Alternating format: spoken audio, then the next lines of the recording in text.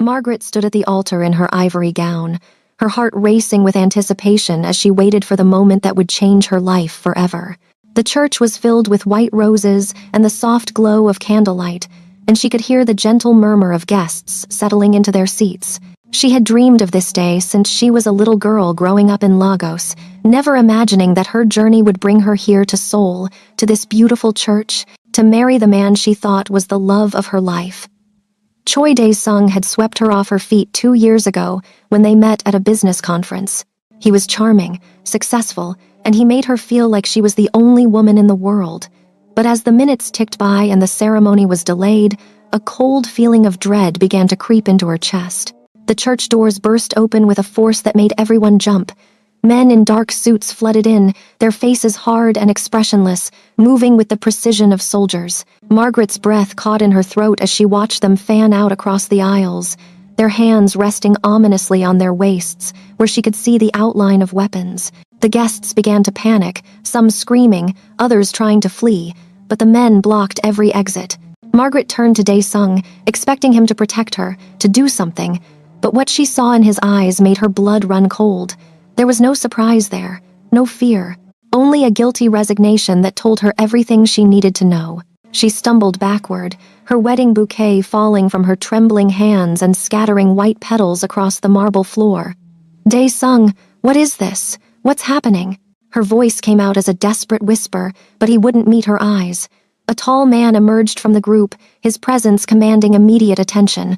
He was impeccably dressed in a tailored black suit, his hair swept back, and his eyes were as cold as winter ice. He walked up the aisle with the confidence of someone who owned the world, and when he reached the altar, he looked at Margaret with an expression that was both calculating and oddly respectful. "Margaret Okafor," he said, his Korean accent precise and measured. "I am Kang Min-jun. You belong to me now." The words hit her like a physical blow.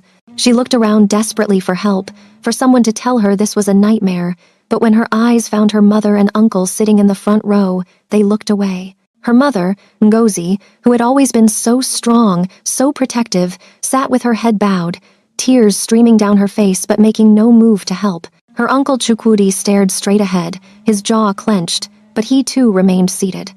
The betrayal was so complete, so devastating, that Margaret felt her legs give way beneath her. Kang Min-jun gestured to his men, and they moved forward to take her arms. "No, no, please! Dae-sung, help me! Someone help me!" She fought against them, her screams echoing off the vaulted ceiling, but they were too strong. As they dragged her down the aisle, she twisted back to look at the man she was supposed to marry, and he finally met her gaze. In that moment, she saw the truth, written clearly across his face. He had sold her. Her fiancé, the man she had trusted with her heart, had sold her like cattle. The church doors closed behind her with a final, terrible thud, and Margaret's life as she knew it ended. She woke up in darkness so complete she thought she had gone blind. Panic seized her as she sat up, her hands frantically feeling around until they touched cold concrete walls. The room was small, windowless, and smelled of dampness and fear. Margaret's wedding dress was torn and dirty, the beautiful ivory silk now a mockery of the hope she had carried just hours before. She had no idea how long she had been unconscious or where she was. Her throat was raw from screaming, her wrists bruised from fighting against her captors. As her eyes adjusted to the darkness, she could make out a thin line of light beneath what must be a door. She crawled toward it, her body aching, and pounded on the metal surface with all her strength. "Let me out! Please, somebody help me!" Her voice cracked and broke, but she kept screaming until her hands were numb and her voice was gone. Hours passed, or maybe it was days. She had no way of knowing. Finally, the door opened, flooding the room with harsh fluorescent light that made her eyes burn. Kang Min-jun stood in the doorway, flanked by 2 of his men. He looked at her with that same cold assessment, as if she were a piece of property he was evaluating. "Are you finished?" he asked calmly. Margaret pushed herself to her feet, swaying slightly, her ruined dress hanging off her shoulders. "What do you want from me? Why am I here?" He stepped into the room, and his men closed the door behind him, standing guard. "You are here because of a debt, Margaret, a promise made by your father, Adekunle Okafor, before he died." The mention of her father's name made her flinch. Her father had passed away 3 years ago from a sudden heart attack, and his death had devastated their family. He had been a successful businessman, importing goods between Nigeria and South Korea, but Margaret had never known the full extent of his dealings. "My father had nothing to do with people like you," she said, trying to keep her voice steady. "He was an honest man." Kang Min-jun's lips curved into something that might have been a smile, but there was no warmth in it. "Your father was many things, Margaret, but purely honest was not one of them. He made a blood pact with me 5 years ago, a covenant that bound our families together in business. When he died, that covenant did not die with him. It passed to his heir, it passed to you." Margaret shook her head, backing away until her shoulders hit the wall. "That's insane. I never agreed to anything. You can't just kidnap me and claim I belong to you because of some agreement I knew nothing about." "I can, and I have," he replied simply. "Without my protection, Margaret, you are worth nothing, worse than nothing. You are a liability that my enemies would love to exploit. Your family knew this. That is why your mother and uncle did not intervene. That is why Choi Dae-sung sold you to me instead of marrying you and trying to claim your father's assets for himself." The words struck her like bullets. "Sold me? He sold me?" Her voice was barely a whisper now, the full horror of her situation finally sinking in. "How much? How much was I worth to him?" Kang Min-jun studied her for a long moment before answering. 5 million won, and his miserable life. He had debts to very dangerous people, Margaret. I offered him a way out, and he took it eagerly. 5 million won, roughly $4,000. That was what her love, her trust, her entire future had been worth to the man who had promised to cherish her forever. Margaret felt something break inside her, something fundamental that she knew would never be whole again. She slid down the wall until she was sitting on the cold floor, her arms wrapped around her knees, and she began to laugh. It was a broken, terrible sound that quickly turned into sobs. Kang Min-jun watched her cry without moving, without offering comfort. When her tears finally subsided, he spoke again. "There are rules here, Margaret. You will follow them. You will not try to escape. You will not contact anyone from your old life. And when I need you, you will fulfill the role your father promised you would play. In return, I will keep you alive, fed, and protected from those who would use you against me. Do you understand?" She looked up at him through tear-swollen eyes. "What role? What am I supposed to do?" He turned toward the door, his men opening it immediately. "You will learn soon enough. Rest now. You have a long journey ahead of you." The days that followed blurred together. In a haze of grief and rage, Margaret was moved to a room in what she eventually realized was an enormous mansion on the outskirts of Seoul. The room was luxurious compared to her cell, with a comfortable bed, private bathroom, and even a small window that looked out over a manicured garden. But it was still a prison. The door was locked from the outside, and armed guards stood in the hallway at all times. She was brought 3 meals a day by silent staff who would not meet her eyes or answer her questions. At first, she refused to eat, hoping to starve herself into freedom or death, whichever came first. But Kang Min-jun simply had his men force-feed her, holding her down while they poured broth down her throat, and she realized that even this small rebellion would be taken from her. On the 5th day, or perhaps it was the 6th, Kang Min-jun came to her room carrying a torn leather journal. He placed it on the bed beside her and stood back, his hands clasped behind his back. "This belonged to your father," he said. "I thought you might want to read it. Perhaps it will help you understand." Margaret stared at the journal as if it were a snake. She recognized it immediately. Her father had always carried it with him, writing in it during quiet moments, but she had never been allowed to read it. After his death, her mother had said it was lost. Now she knew that had been another lie in a long line of lies that had shaped her entire life. She picked up the journal with trembling hands and opened it to a random page. Her father's familiar handwriting sprawled across the yellowed paper, and as she began to read, the truth of her situation became horrifyingly clear. Her father had not just been a businessman, he had been a middleman, facilitating deals between Nigerian suppliers and Korean criminal organizations. He had moved money, weapons, and information across borders, and he had made a fortune doing it. But 5 years ago, a deal had gone wrong. People had died, including Kang Min-jun's wife and unborn child. To prevent an all-out war that would have destroyed both families, Her father had made a blood covenant, promising that his heir would serve as a living bond between the organizations, a guarantee of good faith and continued cooperation. Margaret read through the night, her hands shaking, tears blurring the words. Her father had written about his guilt, his fear, his desperate hope that he could somehow break the covenant before it came time to fulfill it. But he had died before he could find a way out, leaving Margaret to pay the price for his sins. The last entry was dated 2 days before his death. "I have failed my daughter," he had written. "I have bound her to a fate worse than death, and I can see no way to free her. Forgive me, Margaret. Forgive me for being too weak, too greedy, too foolish." Kang Min-jun is a hard man, but he is a man of his word. He will protect you, even if he cannot love you. It is poor comfort, I know, but it is all I can offer from beyond the grave. When Kang Min-jun returned in the morning, he found Margaret sitting exactly where he had left her, the journal open in her lap, her eyes red and hollow. "Now you understand," he said quietly. She looked up at him, and for the first time, she truly saw him. He was younger than she had initially thought, probably in his early 30s, with sharp features and a scar that ran along his left jawline. His eyes, which she had thought were cold and dead, actually held a deep, ancient pain that she recognized because she now carried the same weight. "You lost your wife," she said, her voice hoarse. "In my father's deal." He nodded once, a barely perceptible movement. "Her name was Ji-woo. She was 6 months pregnant with our son." Margaret closed the journal slowly. "Then why are you keeping me alive? Why not just kill me and have your revenge?" Kang Min-jun walked to the window and looked out at the garden, his back to her. "Because revenge is a fire that consumes everything, Margaret, including the one who lights it. Your father paid for his mistakes with his life, whether you believe that or not. His heart attack was too convenient, too perfectly timed to be natural. Someone wanted him dead, and I have my suspicions about who.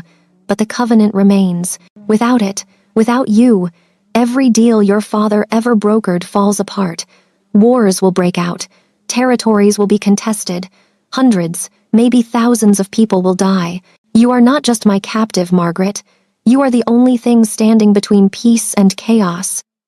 The weight of that responsibility settled on her shoulders like iron chains. "So I'm supposed to just accept this? Give up my life, my freedom, my future, all because my father made a deal with the devil?" He turned back to face her, and something flickered in his eyes. Anger, perhaps, or maybe respect. "No one is asking you to accept it, Margaret. I am telling you this is your reality now. What you do with that knowledge is up to you, but understand this. Every guard in this house, every man who works for me, has been given the same order. You are to be protected at all costs. Not because I care about you personally, but because your life is worth more than all of ours combined. That is your father's legacy, and now it is your burden to bear." Weeks passed, and Margaret began to understand the strange world she had been forced into. She was a prisoner, yes, but she was also treated with a deference that confused her. The guards bowed when she passed. The staff addressed her respectfully. When she demanded books, they appeared.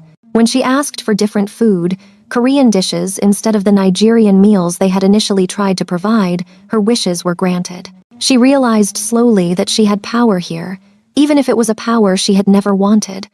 Kang Min-jun came to her room every few days, always bringing news or documents that required her attention.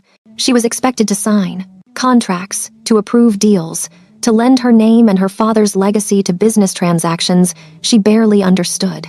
At first, she refused everything, signing nothing, approving nothing, but Kang Min-jun never forced her.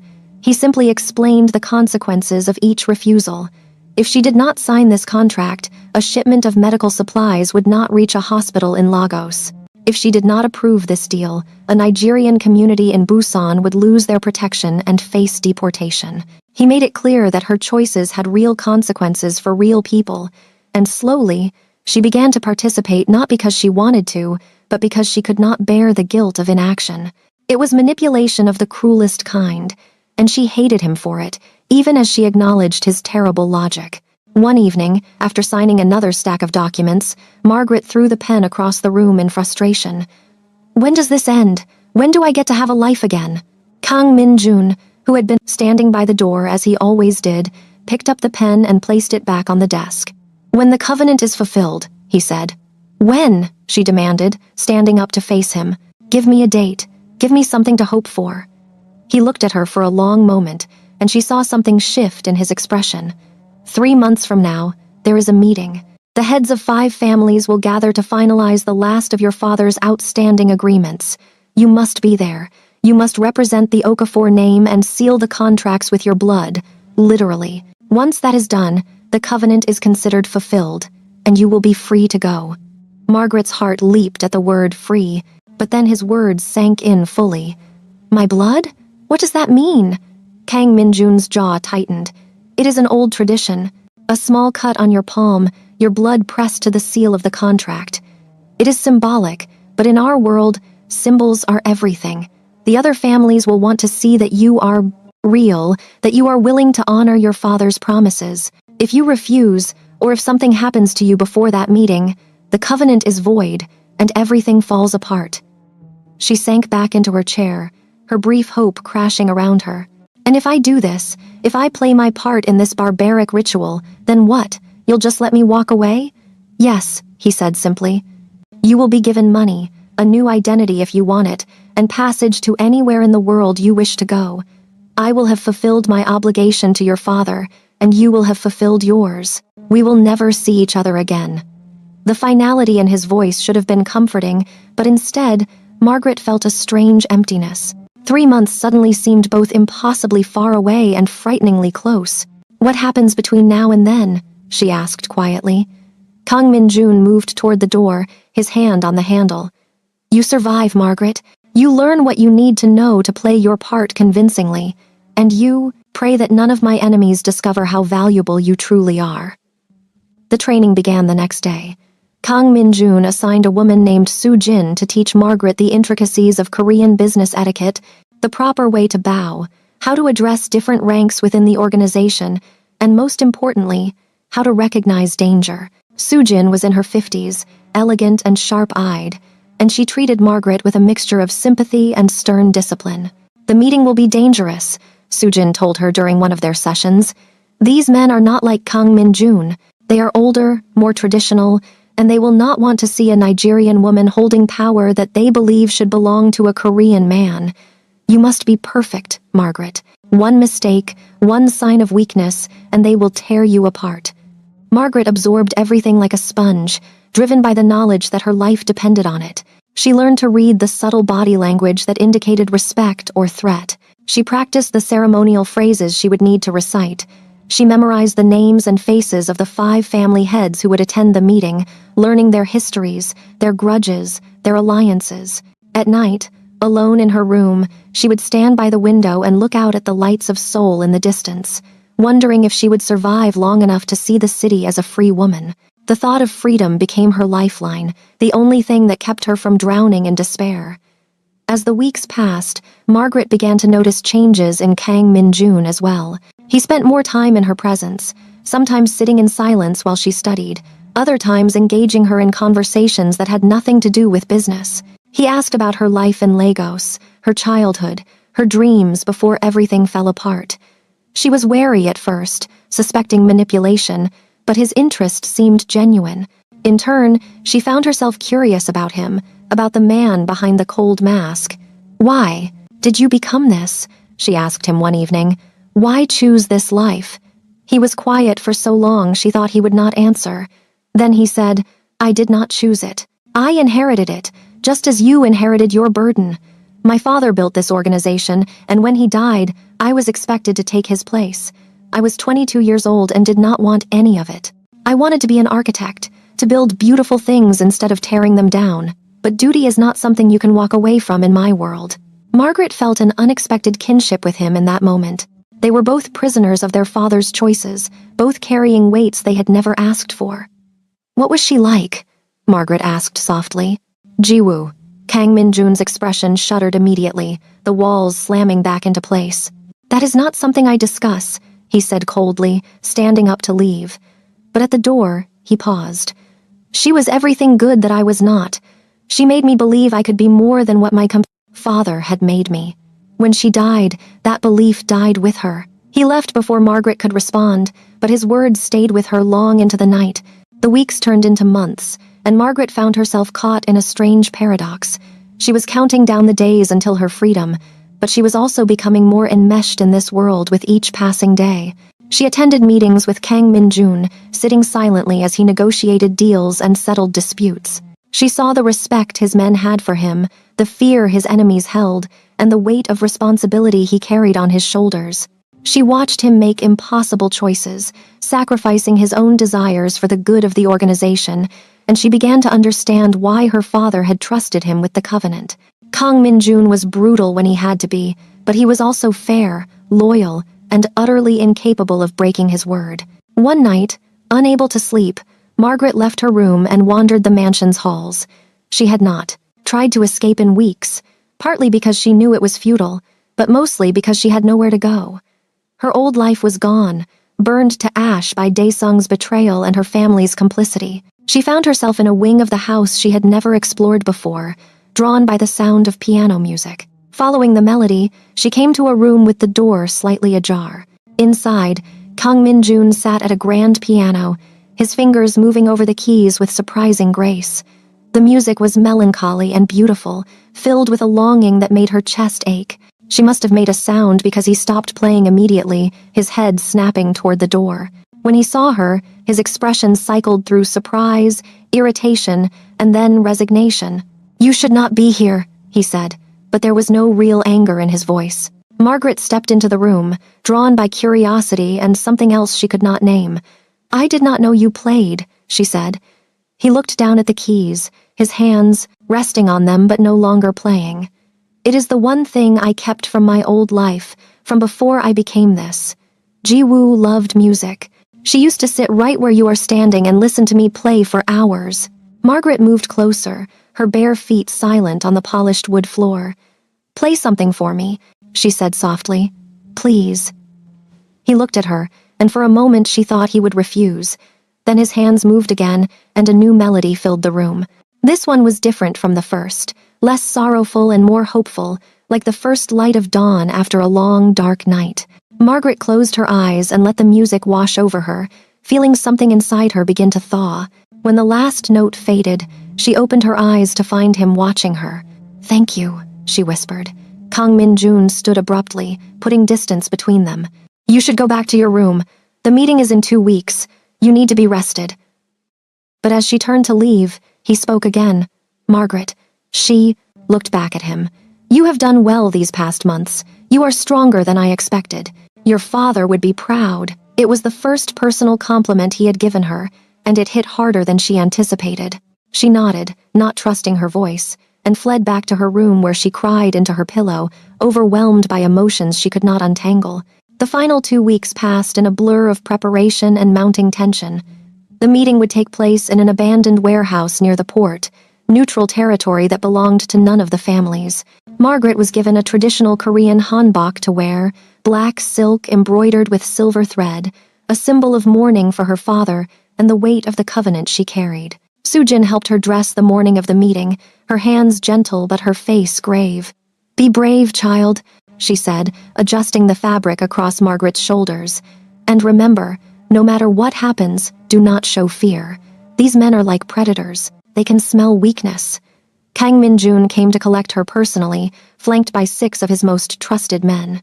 He looked at her for a long moment, his expression unreadable. "Are you ready?" he asked. Margaret took a deep breath, squared her shoulders, and nodded. "I have no choice but to be ready." They drove through Seoul in a convoy of black cars, and Margaret watched the city pass by the tinted windows, wondering if this would be the last time she saw it. When they arrived at the warehouse, the sun was setting, casting long shadows across the empty lot.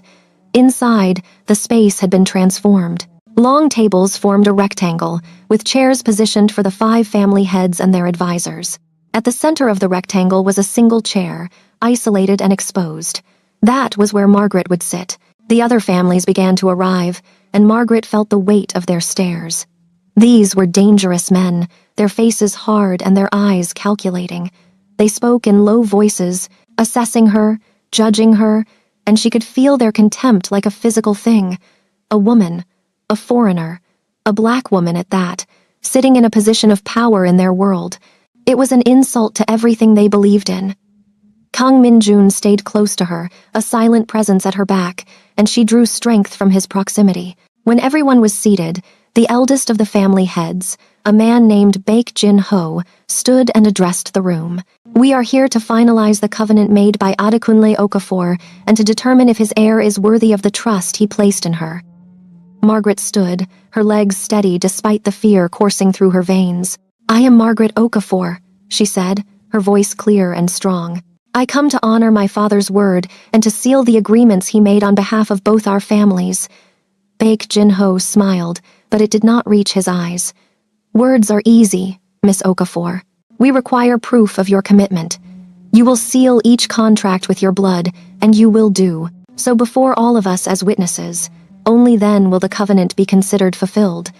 A man brought forward a small, ornate knife and a stack of documents. Margaret's heart pounded as she realized what was about to happen. She would have to cut her own palm 5 times, once for each contract, and press her bloody handprint to the seals. She looked back at Kang Min-jun, seeking reassurance, and found him watching her with an intensity that took her breath away. He gave her a single, small nod.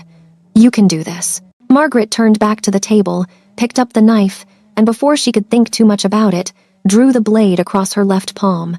The pain was sharp and immediate, blood welling up and spilling over her fingers. She pressed her palm to the first document, leaving a bright red print, then moved to the second, and the third. By the fourth, her vision was starting to blur, and by the fifth, she was swaying on her feet. But she remained standing, refusing to show weakness. When it was done, Baek Jin-ho examined each document carefully, then nodded. "The covenant is sealed. Adekunle Okafor's debt is paid." But before Margaret could feel relief, the warehouse doors burst open. Men poured in, dozens of them, wearing the colors of a rival organization. Gunfire erupted, shattering the tense formality of the meeting. Margaret was thrown to the ground as Kang Min-jun shielded her with his own body, his gun already in his hand. The room descended into chaos, bullets flying, men shouting, and the smell of gunpowder filling the air. Someone had betrayed the meeting's location, turning what should have been a sacred gathering into a battlefield. Kang Min-jun dragged Margaret behind an overturned table, his men forming a protective circle around them. "Stay down," he ordered, firing at the attackers with deadly precision. Margaret pressed her bleeding hand against her chest, her heart hammering so hard she thought it might burst. She could hear men dying around her, their screams mixing with the constant crack of gunfire. This was the reality of the world she had been forced into, the violence that lurked beneath every deal and every promise. She squeezed her eyes shut, praying to survive, praying that it would end soon. And then, as suddenly as it had started, it was over. The attackers retreated, leaving behind bodies and the acrid smell of smoke. Kang Min-jun checked Margaret for injuries, his hands surprisingly gentle as he examined her bleeding palm. "We need to leave now," he said urgently. This was a message.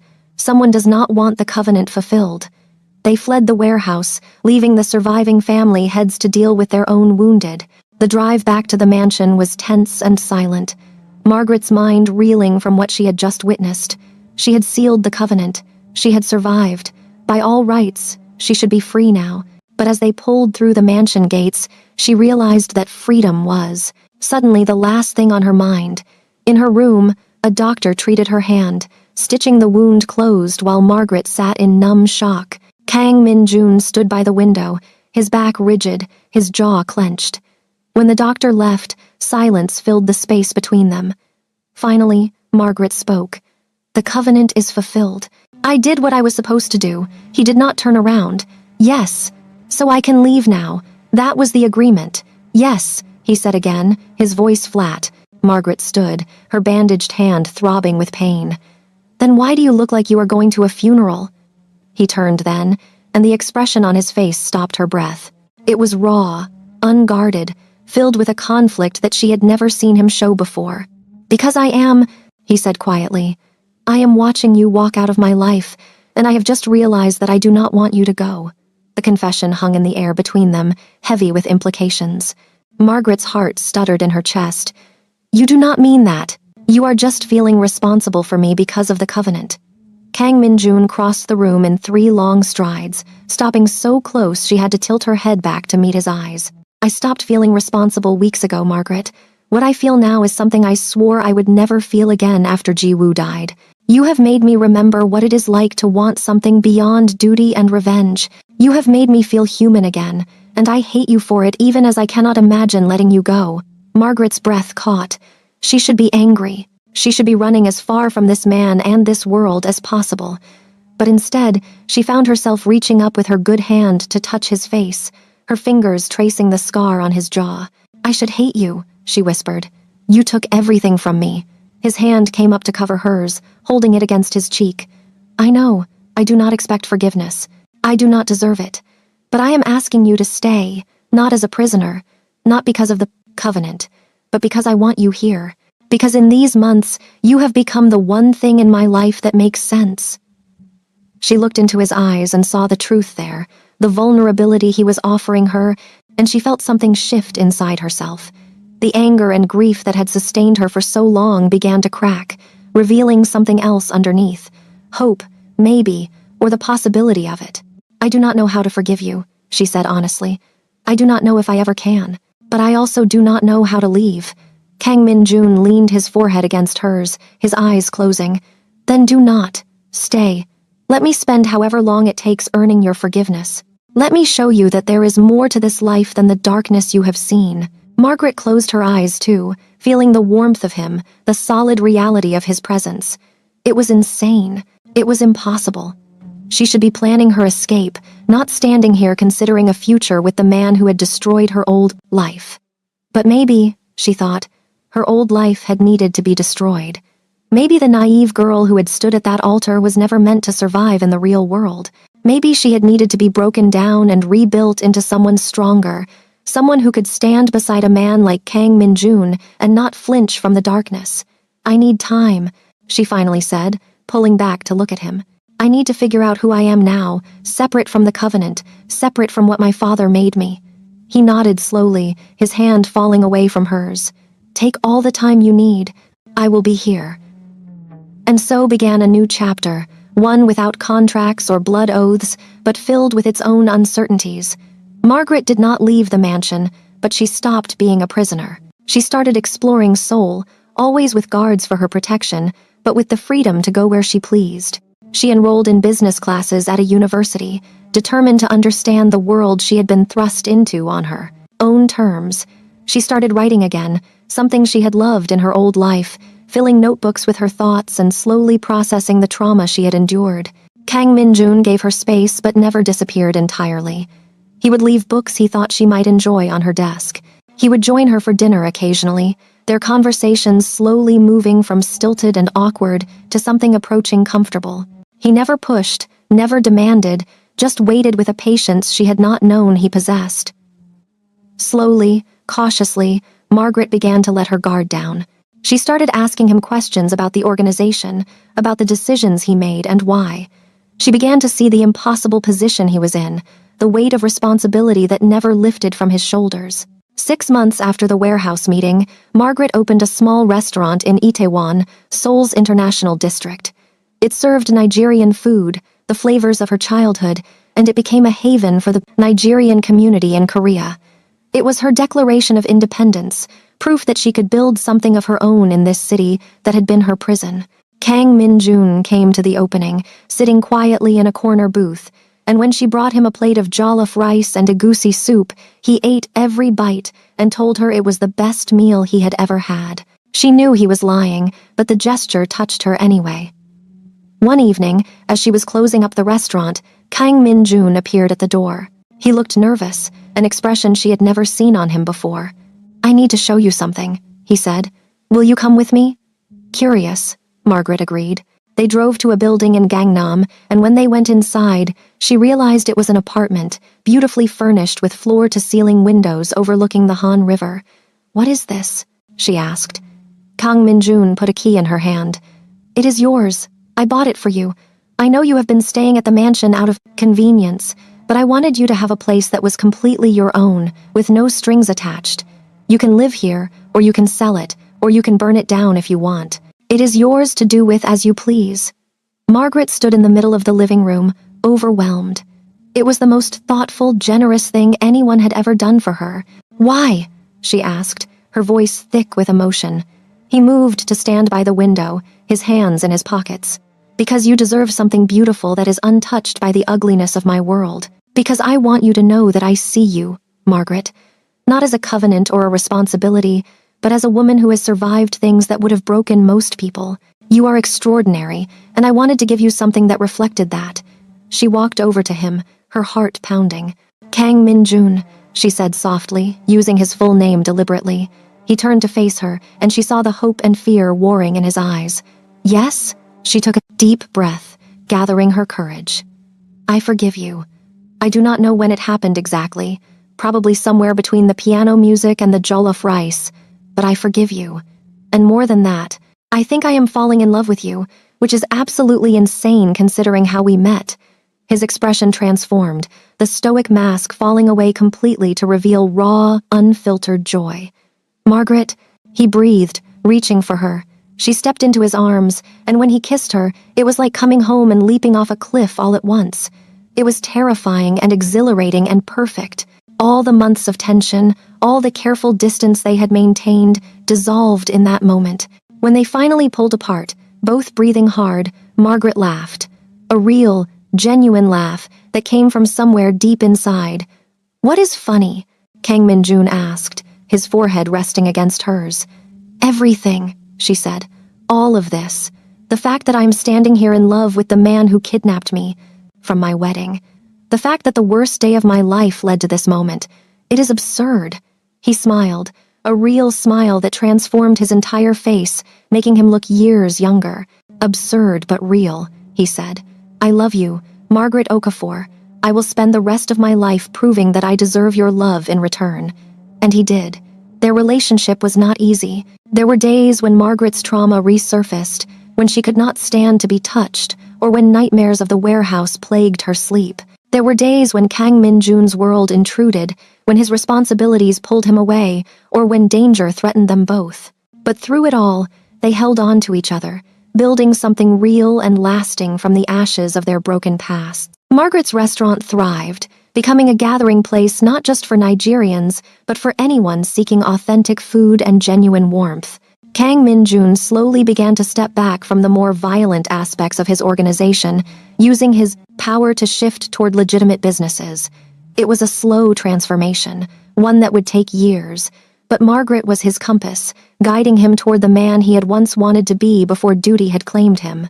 They were both works in progress, both scarred by the choices of their fathers, but together they were building something new, something hopeful. On the anniversary of the day they met, Kang Min-jun took Margaret back to the church where she had been taken. It had been closed for months, but he had arranged for them to go inside. "Why are we here?" Margaret asked, her voice echoing in the empty space. He took her hand, his thumb brushing over the scar on her palm from the covenant sealing. "Because this is where your old life ended, and I wanted to give you a chance to say goodbye to who you were before. You are not that frightened bride anymore, Margaret. You are someone so much stronger, so much more incredible. I wanted you to see that."